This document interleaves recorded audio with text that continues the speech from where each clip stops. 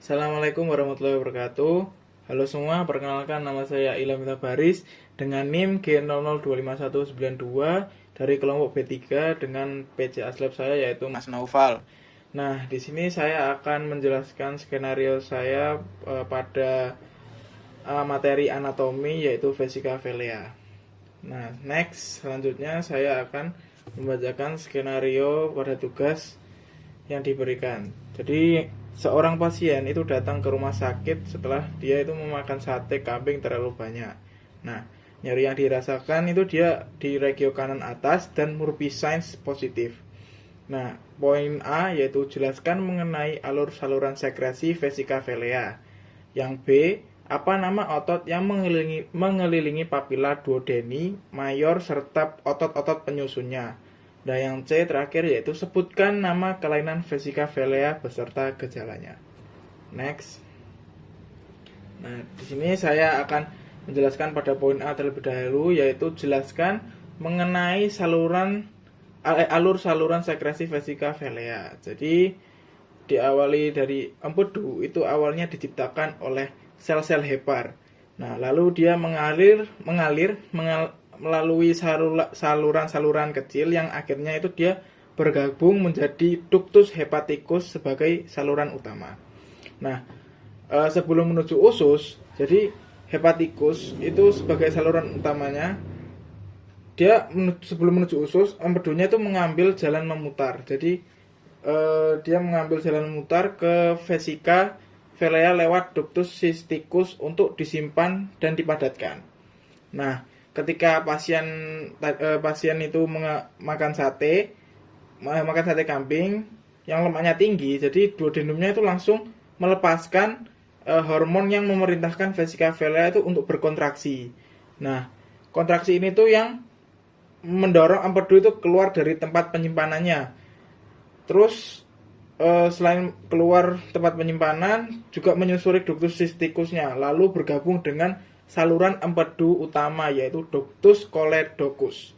Nah, perjalanan empedu berakhir ketika ia menyemprot atau memberikan masuk ke duodenum melalui katup kecil bernama sphincter Oddi. Nah, di situ empedu bekerja memecah lemak dan bila jalurnya itu tersumbat batu, nah terjadilah nyeri hebat yang seperti pada pasien tersebut.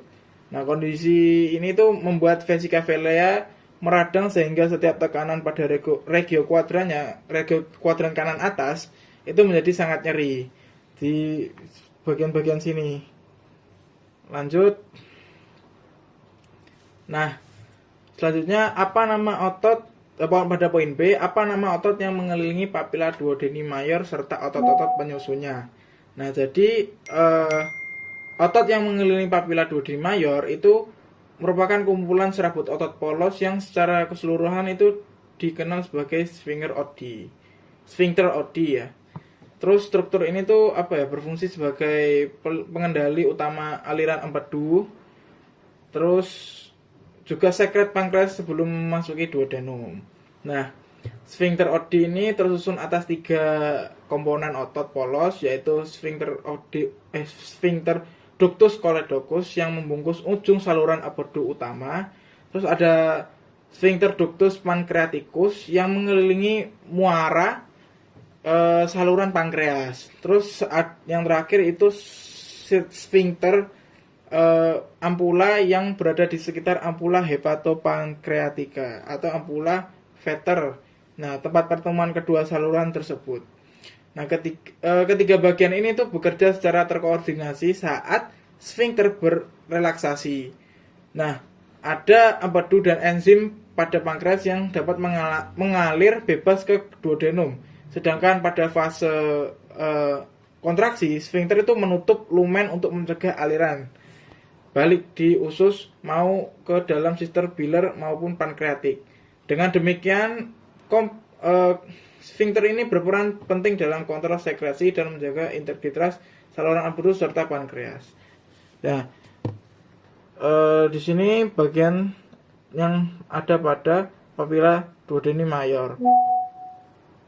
Nah, ini ada ductus-ductusnya juga. Ductus pancreatus accessorius, ada ductus pancreaticus, lalu ada papilla duodeni minor dan papilla duodeni mayor yang ada di daerah sini yang terkena apa namanya itu? Yang mengelilingi otot yang mengelilingi papilla duodeni mayor. Seperti itu. Lanjut. Maaf. Sebutkan nama kelainan vesicavalia beserta gejalanya. Nah, jadi pada vesicavalia itu dapat muncul berbagai kelainan dan dua diantaranya itu yang paling sering ditemui adalah kolelithiasis dan kolestitis. Nah, jadi pada kolelithiasis itu dia komponen empedu yang mengendap lalu membentuk batu di dalam kantong empedu. Jadi bila batu tersebut itu tersangkut, di daerah sini. Bila batu itu tersangkut di ductus cysticus, jadi alirannya empedu itu menjadi terhambat dan muncul nyeri kolik ya, yang biasanya itu dipicu oleh makanan yang berlemak seperti ya tadi yang dialami pasien menyantap sate kambing, kan lemaknya tuh banyak ya. Terus sumbatan yang berlangsung itu lama, jadi dapat menimbulkan iritasi pada dinding. Ini ya, iritasi pada dindingnya. Di sini ada dindingnya, jadi iritasi pada dinding kantong empedu yang hingga berkembang menjadi kolesistitis yang ditandai oleh nyeri yang menetap di kuadran kanan atas. Kalau kita lihat ini di kuadran kanan atas disertai mual, terus muntah atau demam. Jadi pemeriksaan dapat menunjukkan Murphy signs positif. Terus sesuai gambaran pada kasus, jika batu bergerak atau batu pada sini itu bergerak menuju saluran empedu. Menuju saluran empedu ini empedu utama ya, contohnya itu dapat terjadi obstruksi yang tampak sebagai ikterus, urin menggelap dan tinja yang menjadi lebih pucat seperti itu. Selanjutnya, sekian dari saya, mungkin itu yang saya bahas pada skenario ini. Wassalamualaikum warahmatullahi wabarakatuh.